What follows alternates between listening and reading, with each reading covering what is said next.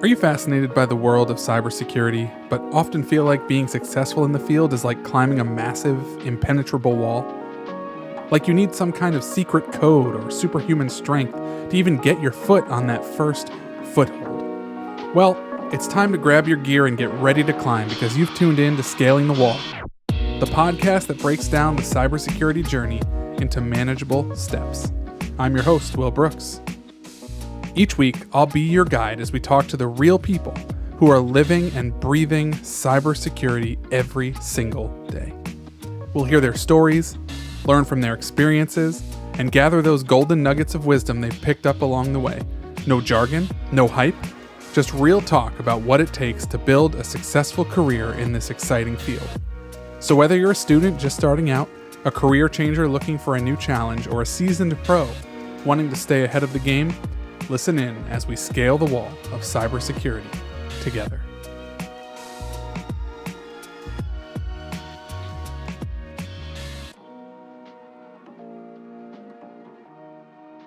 When we wrapped up our last episode, you were talking about firing clients, and that is not easy. No, it's very difficult. Both from honestly, from an emotional standpoint, especially if it's one you've worked with for a long time, and also from a looking at your books standpoint, because you're now losing a revenue source. And someone who's listened to the previous episode might say, "Oh, that's great, Bobby, but I need to make money as an MSP. I can't survive if I'm not making money." Yeah. So it sounds like if I'm implementing the CIS framework, I'm going to be losing money. At least that's what it sounds like. So what's your initial reaction to that statement? So you want to, would you rather make money because one of your clients, you had a great agreement that you wrote that said if they have a breach that you're going to charge them for it? Would you rather make the money off of charging them in their worst day of their life because they didn't listen to you? Or would you rather charge them a project to get things done proactively, and do it at the time of their choosing? And you still made the money and they had a lot less loss in productivity. Now, do you want to be involved in a client that would prefer A over B? And that's really what you have to come down to that decision is, do I want to work with a client that is perfectly okay with A? And you kind of have to get down to that brass tacks of having those conversations. And for some of the clients that have transitioned away from us over this year, it's funny. It's like, it's almost spiritual. Like, we'd been planning on having conversations with them, some tough conversations, and they went ahead and transitioned because they could feel the friction because we're pushing the agenda of good health. Like, you're like, hey, yeah, that Snickers not a good idea. Let's not go ahead and go with that. And they're like, but I really like Snickers. And you're like, yeah, no. And they're like, I just want to talk with people that like Snickers. Okay, well then go talk with people that'll tell you Snickers are great. Maybe you might find that diet that says, eat more Snickers, and that's all good. Go do that over there. It's like avoiding going to the doctor because you're afraid of what the doctor is going to tell you. So you just don't go. Right. And so what we found is we just started building relationships with other organizations that just weren't healthy. And we were okay with that because we thought that the bottom line made it worth it. But for us, as we started looking at the risk, it's actually less beneficial for us. It's less helpful. And what we find also is a lot of times we're not as productive with those clients to be able to help move the needle because they're just resistant to any change in general, not just necessarily security, because they just don't want to pay for any projects. They don't want to do those types of things. And what you have is the stale relationship that's just doomed for failure over time. And we just didn't really want to have those anymore. Yeah, I think that's completely fair. How do you, I don't know if bravery is the right word, but how do you make the mindset of saying, hey, look, I recognize I'm going to lose some money if I fire clients, but on the other side of this, where's the silver lining? Where's the pot of gold at the end of the rainbow, of implementing CIS? Is there a way to make money then implementing a framework? Yeah, absolutely. Because like I talked about, where you're able to work with those clients that want to do those projects, that want to help move those needles. Gosh, it's such a, I just had like a beautiful QBR with two clients today. And they were like, okay, yeah, I totally get what you're talking about. We did these things. What are some other things that we want to do? And it starts building this deeper relationship with the client that is so beneficial to them. And I feel like, man, I'm doing my job for them and they really get it. And I'm an asset.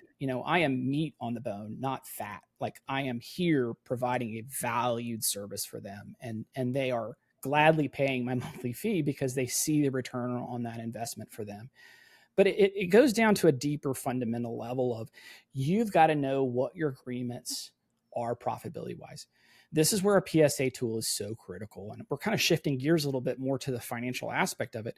But I think that's a very critical thing, because it doesn't do you and your clients any good if you go out of business trying to provide that critical service to them, right? You've got to be a healthy organization that's making money, and that's okay, right? It's not that you're being, a greedy capitalist pig trying to take over the world and, stick it to everybody else. Like I can't help provide those valued services if I'm out of business, if I haven't been profitable. And there's reasonable profitable levels that MSPs should be able to operate.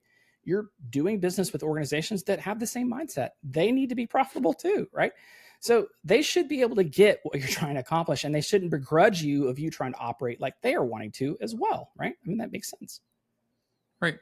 No, that makes perfect sense. And you said something I think is maybe a bit of a pipe dream for a lot of MSPs just starting out, but at the same time is the ideal, right? Is in your prospecting, in your sourcing of clients. Well, two things. So first of all, in your prospecting and your sourcing of clients, you want to at least discover clients who are not necessarily the most secure, but are willing to learn and adapt and take on new security. I mean, I know that there's, at least starting off for a lot of MSPs, like, I'm going to take on any client I can get because I'm a business owner, right? And you kind of, most MSPs are going to go down that route, right? But something else you brought up, and this, you mentioned having this great QBR.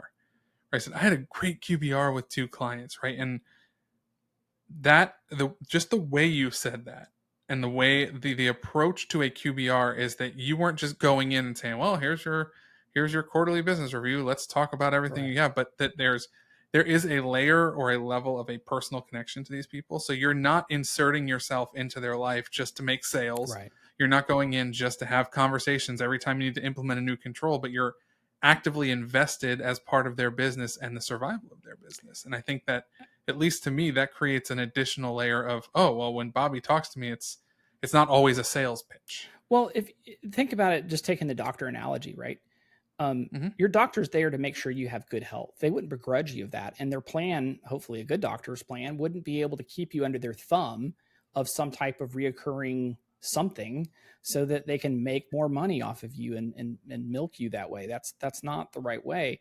And an MSP can support their clients looking out for their best interests and doing the right thing and make decent and good money, really good money, actually, doing it. I mean, you can get some good margins doing the right thing. You don't have to be greedy to do the right thing and work with clients. That's where the framework, I think, is really critical, is if you adopt it and have the right attitude, you can help clients get where they need to be safely and operate safely and make a really good living and operating and providing a great service to your clients. And that's a great thing. But I think the key to it is having some really good principles of operation around your PSA tool, your tool that you use to create those agreements for clients. You have to track what you're doing for your clients. So that means you have to have an agreement inside your PSA that's split into 2 categories. This is the best way that I found to do it. You want to have one that is going to be based on your tools and those things that are low margin, right? So that'll be like your Microsoft 365 and other services and things that you have. Those are going to be smaller margins. And then the full service engagement that you're providing, and whatever you're going to wrapper into that, whether it be QBR meetings, other types of things, because those meetings and preparing for those meetings take time.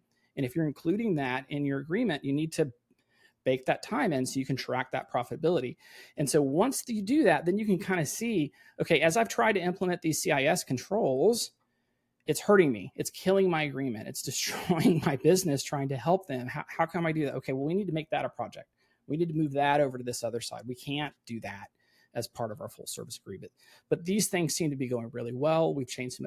It gives you that critical knowledge and of you don't want to go to a client and go, well, I think, you want to be like, here's the numbers, here's the binary perspective that I know how to do these things based on this exact information, because you've got real data, right?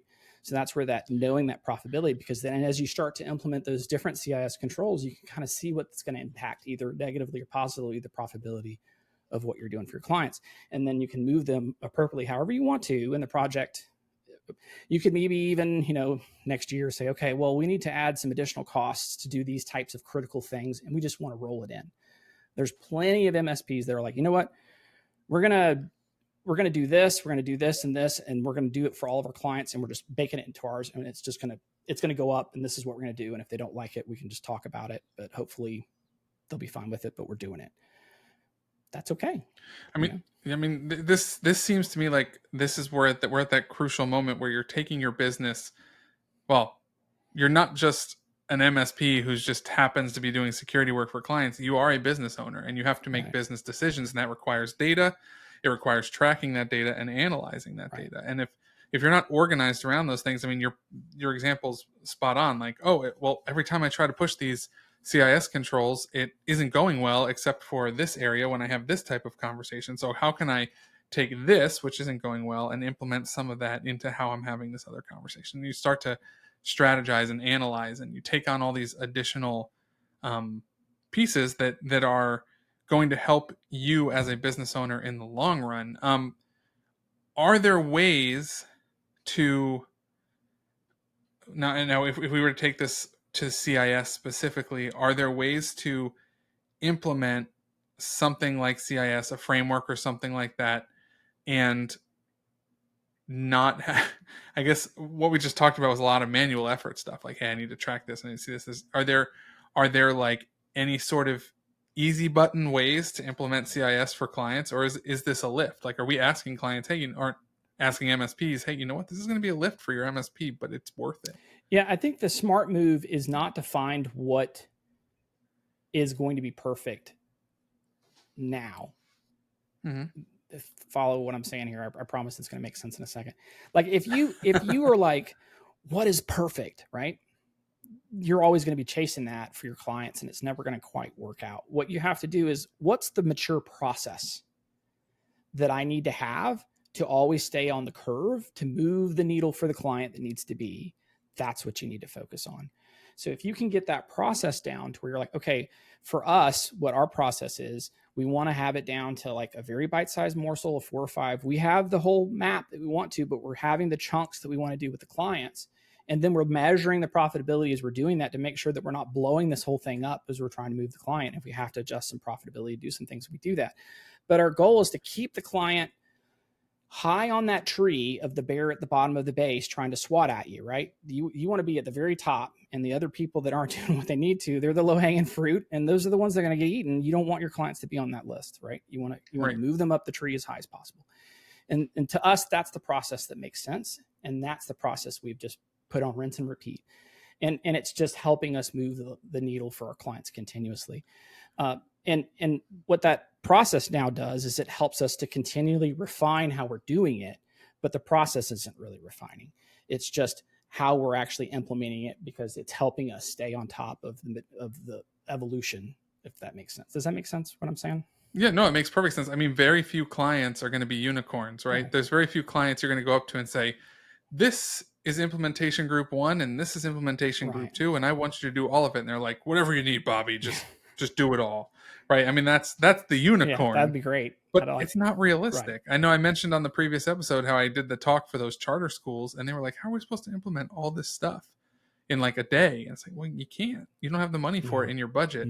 But what can you do what are some stepping stones to get you a little bit more secure every time we kind of have a conversation like this? What are the ways we can move forward to keep you, like, I liked your analogy of the tree, right? It's like, you want to keep getting higher on that tree. You don't want to slide down. No.